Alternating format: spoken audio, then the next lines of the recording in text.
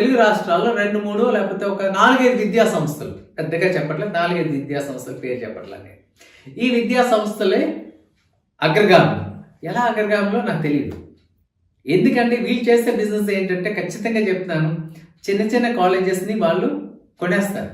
కొనేసి మీరు అబ్జర్వ్ పేరు మీరు ఒకటి అర్థం చేసుకోవాలి. ఇక్కడ కొన్ని విద్యా సంస్థలు చేసే టెక్నిక్ ఏంటంటే, ఆ ఒక విద్యా సంస్థ, మీరు XYZ అనే విద్యా సంస్థ అక్రిడియేషన్ వేరే చిన్న కాలేజ్ పేరుతో ఉంటుంది. మీ బాబో పాపో ఎగ్జామ్ రాసేది మీరు అనుకునే ప్రముఖ అగ్రగామి అయిన విద్యా సంస్థ నేమ్ మీద, లేకపోతే ఆ కాలేజ్లో నుంచి రాయరు. చిన్న చిన్న కాలేజ్ని వీళ్ళు ఏంటంటే కొనేస్తారు, అడాప్ట్ చేస్తారు, దాంట్లో రాస్తారు. సో ఈ విద్యా సంస్థలకి అక్రిడియేషన్స్ ఇంటర్మీడియట్ బోర్డో లేకపోతే ఇంకో బోర్డో ఇచ్చేయడం క్వైట్ కామన్ అయిపోయింది. సో దానివల్ల ఏమవుతుందంటే, మీ పిల్లలు ఎలా ఉన్నా సరే వాళ్ళు తీసుకుంటారు, వాళ్ళ నెంబర్స్ అవసరం. సో ఈ నెంబర్స్ కోసం ఏం చేస్తారు, ఈ నెంబర్స్ నుంచి మళ్ళీ క్వాలిటీ పిండాలి కదా. సో అక్కడ ఏం చేస్తారంటే, విద్యార్థులను ఒకే క్లాస్, ఒకే గ్రూప్ విద్యార్థులు మళ్ళా అనేక సెక్షన్స్, బ్యాచెస్ కింద డివైడ్ చేస్తారు.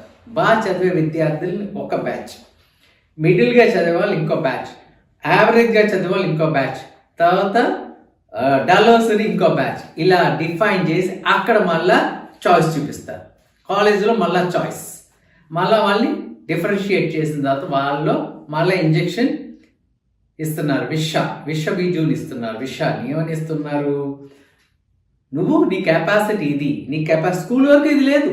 స్కూల్ వరకు ఏంటంటే టాపరు, తర్వాత మిగతాలంతా మంచి పిల్లలు, తర్వాత ఎత్తుకు డల్లర్స్ని ఇంప్రూవ్మెంట్లా, ఇంకా కేటగరైజేషన్ లేదు. ఇక్కడ ఇంటర్మీడియట్కి వచ్చినప్పుడు ఇలా కేటగరైజేషన్ ఎప్పుడు మొదలైందో, మానసికంగా విద్యార్థి ఓహో నేను ఆ స్టార్ గ్రూప్లోనో లేకపోతే ఎక్సెల్ గ్రూప్లోనో లేకపోతే ఈ పేరు పెడుతుంటారు, ఆ గ్రూప్లో ఉండవలసింది నేను ఇక్కడ కిందకు వచ్చేసేని అంటే నా క్యాలిబర్ ఇంతే అని చెప్పి డిసైడ్ అయిపోతారు. ఇక్కడ మానసిక ఒత్తిడితో ఆ బాబో పాప ఏంటంటే చాలా మదన పడుతూ ఉంటారు. ఇది చెప్పుకోలేరు. పేరెంట్ల డ్రీమ్ అలాంటిది కదా. పేరెంట్స్కి ఏంటంటే ఈ పిల్లలు నీట్ రాసేయాలి, లేకపోతే IIT అయిపోవాలి, ఎక్కడో ఏదో హై పొజిషన్లో ఉండాలి. డాక్టర్ అయితే డాక్టర్ కొడుకు కూడా డాక్టర్ అవ్వాలి, ఎలా ఒకలా డాక్టర్ అయిపోవాలి. సో డాక్టర్ అవుతాడు ఎలా, ఎన్ని బ్యాక్లాగ్స్ ఉంటున్నాయి.